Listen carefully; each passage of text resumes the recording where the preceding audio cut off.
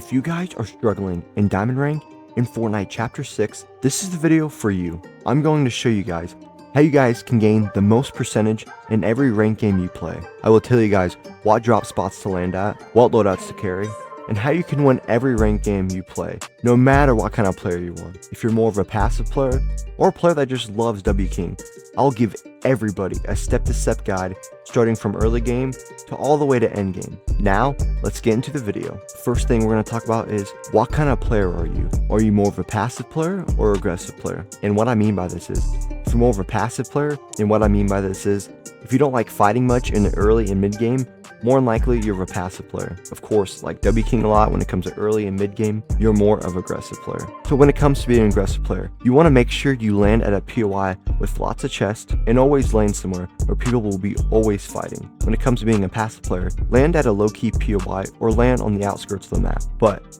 make sure that place has good loot and don't land outside with a place that has like no chests and there's really nothing there. So you want to make sure, of course, you're getting good loot if you're trying to loot up in the early and mid game. After you figure out and after you've mastered your drop spot, have a consistent plan on how you want every game to go. For example, I love going flooded frogs, and the reason why I like going there is because there's katanas there, so I can have guaranteed movement every game. Also, when it comes to your plan, it won't always go as you expect it to, because for example, it might be a hot drop and there might be 10, 15 people there, and some people might have better drops than you. You gotta make sure you're ready to adjust, because like I said, if you're landing at that POI and there's people there that have better drops than you and you probably can't land on a chest, you probably should just abandon that POI, go somewhere else on the outside and just loot up, then push into the POI. Of course, I'm just using this as an example, but you always got to make sure you're ready to adjust, always be thinking ahead, and don't panic too much when everything doesn't go as expected. I mean, it's a battle royale.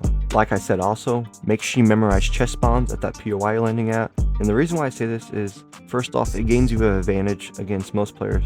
Because first off, most players, they don't really put the time in to memorize chest spawns or even flow loot spawns just because they think it's a waste of time. But if you have that game knowledge, you can be levels ahead of other people. And one of the ways you can do that, you can go to Fortnite.gg, which most of you guys know that website. But if you go there, you can memorize chest spawns, flow loot spawns, fishing spawns, whatever spawns you want to practice. You can be levels ahead of the competition. Also, when it comes to going to your drop spot, make sure you know how to skydive correctly, okay? Don't be skydiving upon a mountain. Your glider is going to pull out pretty early, and of course you don't want that. So you got to make sure you're aware of where you're skydiving at so you can get a best drop as you want. Next thing I want to touch on a little bit is early game fighting. If you suck at early game fighting, don't land on a hot drop. It's pretty basic advice, but some people, they're just not very good at fighting early game, and they think hot dropping is going to fix that issue. Trust me, it won't. You're probably just more of a passive player, and that's okay. You got to make sure you find your strengths and weaknesses, and make sure you work on those weaknesses in creative. Let's talk about mid-game. Mid-game will be different for everybody. Some people might be set, they already have a couple kills, they already have great mats, good weapons, good heals, but of course, other players are probably going to be scuffed. Some people, they're not having very good loot, they're going to have gray loot, they're not going to have any heals, they're not really going to have much. If you're one of those players that have no builds and no loot, you need to fight people. If you are set, don't fight and position yourself good for endgame. If you have to fight in-game, keep these couple things in mind. Watch out for third and fourth parties, and also when you're fighting somebody, make sure you play box fights. Don't try to build fight somebody. Don't keep cranking with them. If they keep cranking, just knock them down, because when you have build fights, you expose yourself to other players that can see you. Just make sure you play box fights. Also, make sure you make smart peeks. Don't do any dumb edits. Don't do some big peanut butter edits. Peanut butter edits are good, but you want to make sure you have a good angle on them. Make small window edits. Just make nice and precise edits. Also, try to hit high damage shots. For example, if you see a guy and he doesn't see you, you see him first. Always try to get the first shots off. Sneak up against him and try to get a good beam off him. Especially with these ARs this season. The ARs are really good, so you can get good beams and you can put yourself in a massive advantage. Also, when it comes to fighting mid-game, you don't always have to fight the first person you see. Just make sure you're patient, because some players, they will just try to run away, and just don't try to chase too hard, because those players are going to keep trying to run away from you, and you're going to be chasing them across the map. And at one point, you're going to run into another person. You're going to run into a third party, even a fourth party. So don't commit too hard, because you might just kill yourself. Now let's talk about the player that's already set up for mid-game.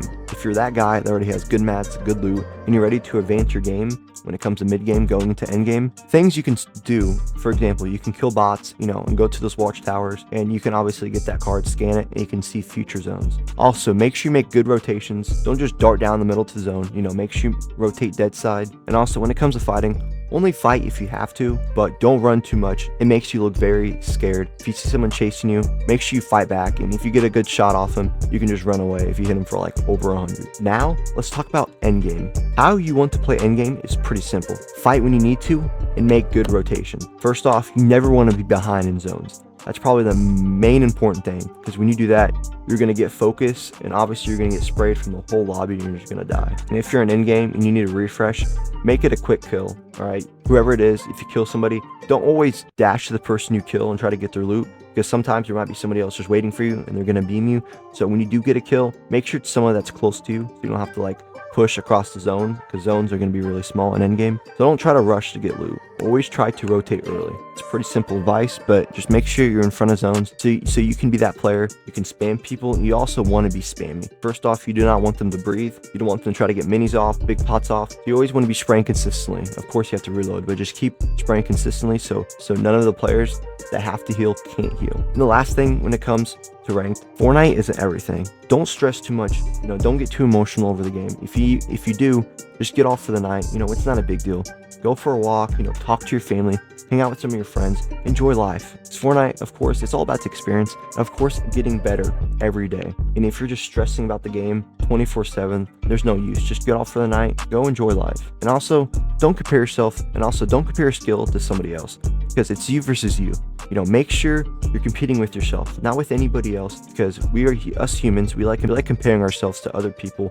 For example, you can compare yourself to clicks, be like, dang, I suck. No, don't compare yourself. So we're all on different stages of our Fortnite skill. All right, guys, that is all I have for you guys today. If you guys did enjoy the video, make sure to drop a sub, turn noties on, and comment blue cheese. See you guys in the next one. Peace.